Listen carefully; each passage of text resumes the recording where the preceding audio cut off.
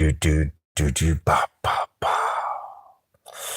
All right, greetings from the wasteland out here in the survival pod. This is Freedom Phil, and what's the topic tonight? Well, I think it's funny when you see these people go off about like Nazis and fascism and whatever magic word they'll crank out. It's all the same regurgitated shit over and over again. And I think it's just hilarious because these people that crank out these terms, if you were really living under those situations, how would it really be? Yeah, Freedom Phil, like, subscribe, let's get into it, and hey, turn up the video speed. Why do I always say that? Because if you're watching this at regular speed, what are you doing? You know, when I upload this, you watch it at least at 1.75. The channel's name is literally what you should do. Turn up the video speed. Let's get into it, like, subscribe. You know, I'll turn on whatever thing on YouTube, and, you know, YouTube regurgitates the same style of crap over and over again to where it's almost like you should just take a bunch of ideas, put them in a hat, draw a name out of a hat, an idea out of a hat, look up some new shit just to keep the algorithm fresh. But you'll see these people going off about, like, you're Nazis and fascists and all this crap, and they'll go off and they'll talk about, you know, stolen land and all that other shit. And it's like, yeah, show me a chunk of land on the world where humans have been, that where other humans weren't before. You know, it's like, just fucking grow up. You know, it's like everything was conquested at some point. The world changed. Hell, sometimes it changes peacefully, like what you'll see sometimes where countries just decide they don't want to be part of a greater union, like you saw with the UK. Could be some of that with Canada. But you see these people that, like, I've said this before, most of the fake-ass protests you see going on these days is quite literally just bored suburban scumbags, virtue signaling, liberals, generally liberals. And by the way, we used to see this with conservatives. I remember the religious right, even if a lot of you Christians don't want to admit it happened, it did, where these people would be out there virtue signaling about, my God, my this, and my God, we're so offended at that video game or that movie or that music, or, you know, what somebody's doing in their bedroom. It's the same style of people. That's just a different side. And you know what's fucking sad about it? At the end of the day, most of it they don't have any core belief other than popular. Let me repeat that. The core belief of the ideological busybody trying to force you to do something is popularity. That's why I say it's generally suburban white. And by the way, let's just say transparent suburban problem, because once you become, whether white, black, whatever, once you become part of that group in the suburbs, just take away any color, race, or anything. You're just suburbanite trash, suburban scumbags, as the song once said. You know, and the suburban scumbags, they don't care. They just get fat and dye their hair. I love living in the city. Whoa, whoa, whoa. Look the song up, it's great. But these people will crank out lines like fascism and not even know the meaning, the term of fascism. I mean, really, if you look at what the CCP is these days, it's communism in name really only. I mean, sure, the Communist Party's in charge, but government basically orders all the companies to do what the government wants. In China, it's pretty close right there. That's fascism, pretty much the doctrine, right? And they are, whether you want to admit it or not, they are kind of, they're Chinese supremacists in general. They're like, we are the best. And yet, I don't hear any of this fascism being pointed at China. Isn't that interesting? No, they'll say they're trying, in America, we're trying to be a white ethno state. Are you really high? Have you seen how people have been mixing and breeding for how long together? I mean, I think we're well past that. You know, you can maybe make that argument in the 50s, 60s, maybe even as it was falling off in the 70s. But no, so fascism, white ethno state, no, these are just terms. Nazis, there's a classic you'll hear from these people. You know, they're Nazis. Really? You mean sending people back to their home country, repatriating them? That's not even close. And the level of social mind control. Remember, Nazis were the National Socialist Party. Socialist, once again, that whole communism thing, like that level of societal mind control, like whether it's Soviet or German. Isn't it interesting how the side that lost, as far as things go, is like they're like these other people. There's, and a lot of this comes back down to the history. Like, let's be honest, how much of the media is basically controlled by the magic tribe, and they always want to remind you, oh my God, this bad thing happened. And by the way, that's part of the reason that a lot of people that are like, Free Palestine have such a problem with it, because after all the, smacking our heads, years of telling us how bad that thing was, well, it seems like you're kind of trying to ethnically cleanse all those people out of Israel. And I don't have a stake in that game. I don't give a shit either way. But I mean, everybody can see the fucking hypocrisy, and that's why people have such a problem with it. So I do get where some of the people on the left, when they claim this. But if you look at the brutality of different groups over the course of time, if we really lived in a ethno state, white supremacist ethno state, Nazi regime, do you really think you'd be allowed to walk around and act that much of a fucking fool in the streets? Do you really think, for a second, you would allow all these situations, urban situations, no offense to the black community, but look, man, 13% represents about 50% of what? Huh? We're not allowed to talk about that, are we?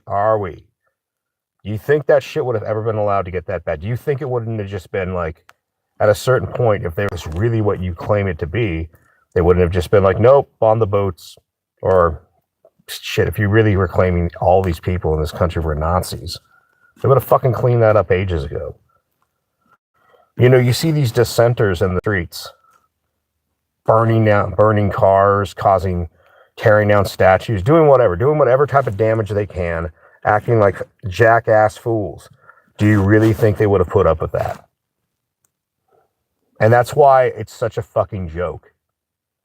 You're using a term for maximum impact. That's really what it is. It's not about what the term means. It's like TFM said it ages ago. The left uses words like magic spells. It's not about what the spell means. It's, like fire meaning fire, heat, warmth, or whatnot. It's just about damage. Which word does the most damage? And therefore, these words have lost most of their fucking meaning. Like one thing I find funny is when they talk about, genocide in America or some shit, because they talk about colonialism. And it's like, yeah, you mean basically what the Spanish brought over? They killed off like 90% of the natives. Like, I think it's 95% wiped out by the diseases. Yeah, totally. Same as like what you see went on in communism. Like Mao, fucking Pol Pot, Stalin. But pay no attention to those. Hell, look at the Holodomor. Oh, most of you don't even know what that is. Look at the fuck up. Learn a little history. Look up the Holodomor, where they starved how many millions of people in Ukraine, so they could, get all the grain growing land. Sometimes I think when I look back at communism, when they had, food problems or something, they just killed off the people that they thought were going to put any sort of resistance. And that's what's so funny to me about American protest. You guys will go out there and scream. You'll find whatever the most heinous word you can find to try to point that at. And why this is, and by the way, ironically, when people on the left are pointing at people at the right, which, by the way, is quite similar to what you saw back in the day with the religious right, they'd pick some horrible term and then refer to people as that. By the way, once again, because most of these people, the only God, the only religion they truly have is popularity. That's it. It's like they want to be popular. They want to be part of the crowd. They want to have some meaning. They have no real problems. They live in a first world nation where the food, like we have so much food that people are obese. They go to Japan. They have lots of food. For some reason, they're not out of shape. Damnedest thing. Their food's a lot healthier, by the way. So one could say that's part of the problem in America. But we don't have real problems. We don't have like running out of food famine or the warlords coming over. We have to invent fucking problems in this country to the point where people get all amped up, like bored people in the suburbs and gutter trash from the welfare rolls. you know, and then you get your mixed individuals from wherever groups, wherever possible. And they want to feel like their life has some fucking meaning. By the way, as Nietzsche said, God is dead and we killed him. That's the truth. So even in the case of like a lot of so-called Christians, they go out there and like they have this watered down milquetoast version of Christianity, which is what comfort does to a religion. Okay, here's the thing. Religion died about the same time that we didn't have to obey what the preacher or the imam or the rabbi or whoever said. About the same time that we could say, no, I'm not doing that. Then people had choices. And let's be honest, I would argue the first pimps of society were religion. No, obviously it was probably some caveman ugg that had a harem and then just fucking took the lesser bitches and, you know, pimped them out. But no, the reality is that religion was the first pimp. And the day that a lot of people said, men and women, particularly women, said, you know what, I'm going to sleep with whoever I want, religion lost a lot of fucking power. And so what does that have to do with things? When we don't need your permission structure to live our lives the way we want to, then we don't have to obey your bullshit rules. And as religion slowly faded away, it replaces like, well, what do we have now? And our society replaced religion, because we didn't have to listen to them, with consumerism. More. Doesn't matter what you have. You want more, you want better, you want flashier, you want blah, blah, blah. You know? Think of it what you want, but that's our God now is pretty much consumption. That's a very boring God eventually. Eventually, all the fun, all the excitement, the dopamine's already all been done. And you have a bunch of bored people in the suburbs, in the Section 8. And so these people are easy to manipulate. It takes a long time, but yeah, you just tell these people that they've been fucked over by some system or some person, some billionaire or some other race of people. And sooner or later, you get enough of these people that are living pretty comfortable lives.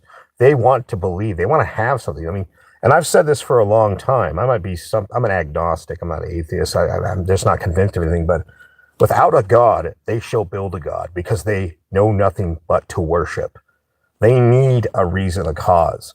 You go back and look at the times in America, for instance, we had like World War I, World War II, the Depression, Korea, Vietnam. Okay, and Vietnam was probably one of the big changing points rightly so that you should have questioned your government because it just seemed like you were sending mountains of men to die for fucking some bullshit. Okay? That's the truth of it. Whether it was communism sending mountains of men to die for bullshit or the West sending mountains of men to die for bullshit. Okay? And then that gave, by the way, those wars gave people purpose. But after that, you get out of the 60s, you start going towards the 70s and the 80s. All we had left was consumerism. Buy more, do more. Sure, we had this Cold War. The Cold War, you know what, ping pong with the fucking Chinese and some negotiations with the Russians here and there. And eventually, because we just started wholesale printing money via the U.S. petrodollar, look up Richard Nixon for that. Basically, we won the Cold War.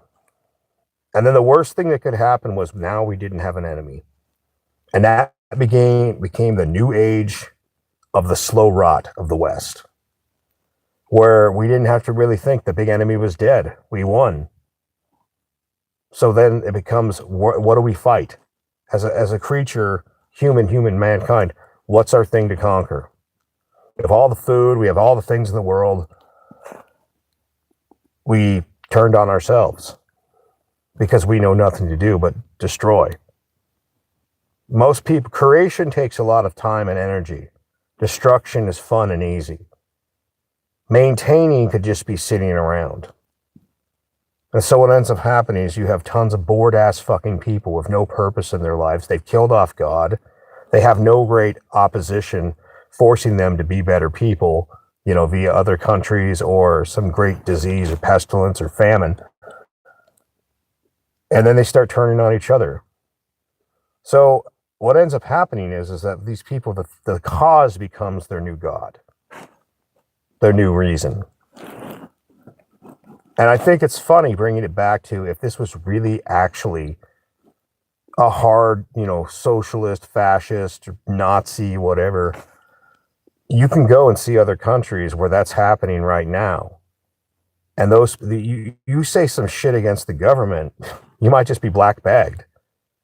Like people don't understand how fucking easy it is. Like you can black bag somebody. Like the killing part is easy. The getting rid of the body is the hard part. But not if you're a government, because you have crematoriums. They just turned up missing. Or they're framed for something.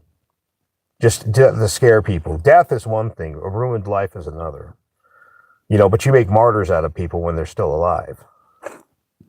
If this was a true dictatorship, fascist Nazi government, you would be afraid to say any of this shit.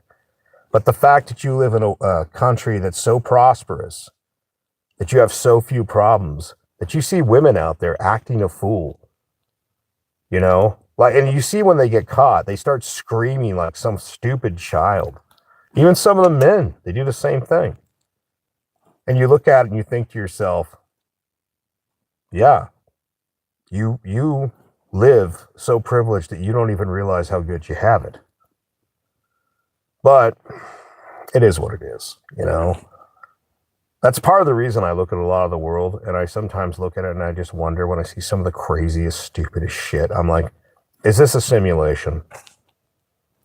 I'm like, sometimes I look at the sky or look at the world and I think, okay, programmers, God, or whatever.